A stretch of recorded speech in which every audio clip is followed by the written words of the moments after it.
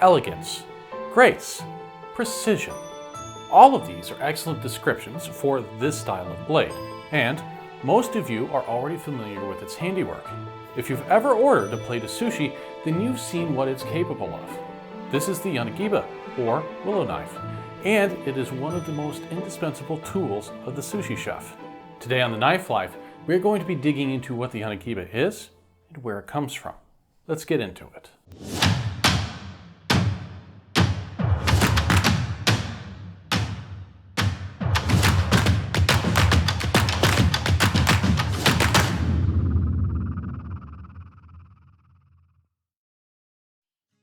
You've probably already guessed it, but the Yanagiba is a traditional Japanese cooking knife.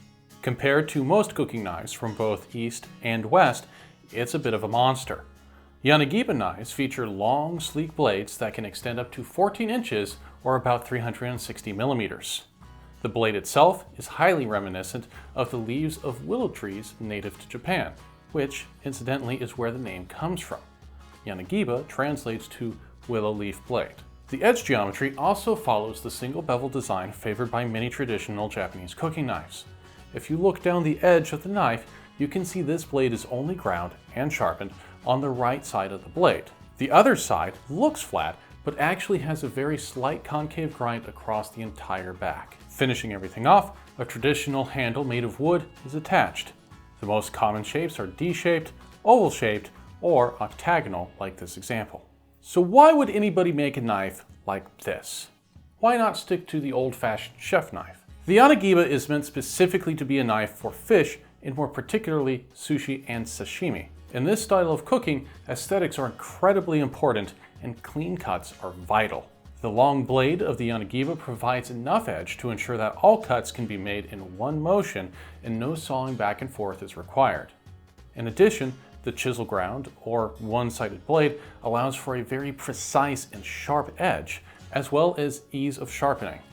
And don't forget the concave backside. The concave shape creates a gap between the fish and the blade itself and reduces friction during a cut. Such a cut is very visually appealing, but also actually impacts the quality of the food as well. A good Yanagiba can prevent bruising and tearing of the fish. Preventing cellular damage is particularly important with raw fish, as it can actually impact the flavor and texture of the food. With all of that said, the Yanagiba may require a bit more skill than most knives to use it to its full effect, and needs to be ground on the correct side for its wielder. A right-hander, such as myself, needs the bevel on the right side of the knife, whereas a lefty needs the bevel on the left side of the knife, or, as I like to say, the wrong side. That's right.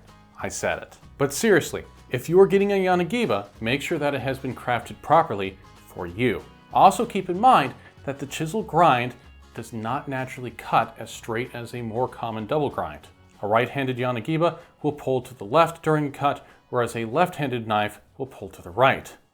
It really is a fascinating knife, but it gets even more interesting when we dig into its backstory. Let's talk a little knife history for a bit.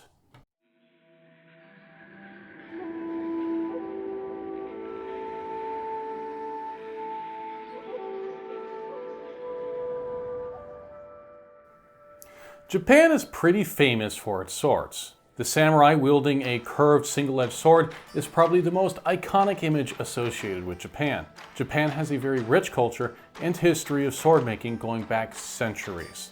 The origins of the Japanese sword go back to around 900 AD with the arrival of the Kodo period.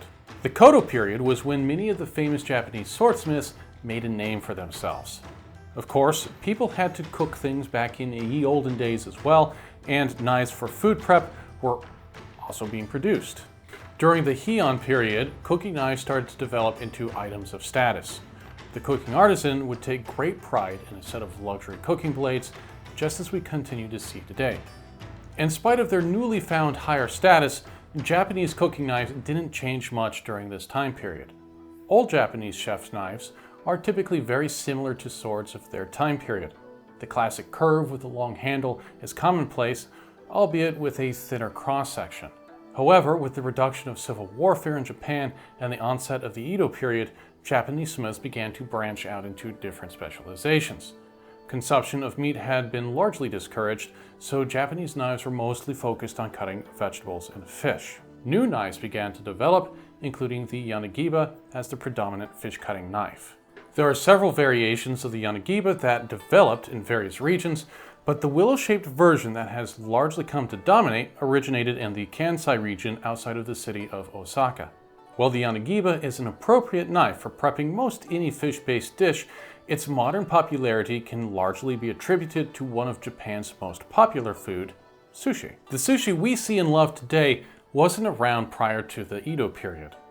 Prior to that, the consumption of raw fish wasn't much of a thing, as it would be fermented with salt and rice in order to preserve it, resulting in what was called narazushi. This method of preservation took about 6 months and was typically available only to the upper classes.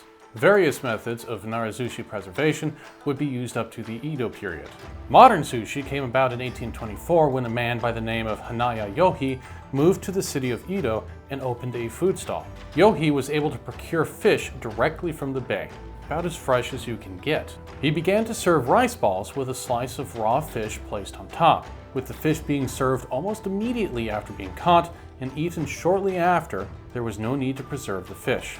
The result was today's nigiri sushi and proved to be popular with the city's residents. It evolved into a successful form of fast food, beating out McDonald's by over 100 years.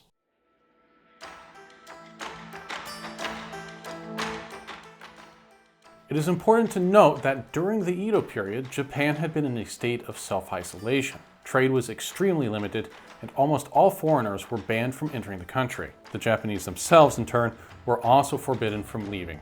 That isolationism was forced to be abandoned with the arrival of a U.S. naval squadron commanded by Commodore Matthew Perry. The Perry expedition engaged in copious gunboat diplomacy and threw open the door to foreign trade. The Perry expedition would lead to the Meiji Restoration and the destruction of the samurai as a class in Japanese society. One of the impacts of the Meiji Restoration was the enactment of the Sword Abolishment Edict. This prohibited most of the population from carrying a sword as a means of reducing the samurai.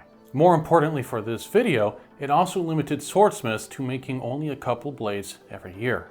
Bladesmiths across Japan were suddenly in need of a new means of earning a livelihood.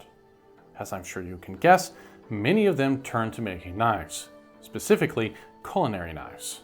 Much of the tradition and technique of Japanese swordsmithing was carried into their blades, and much of that can still be seen in Japanese cutlery today. A handmade Japanese Yanagiba may not be a samurai sword, but chances are there is a line back to the original swordsmiths that still capture our imaginations.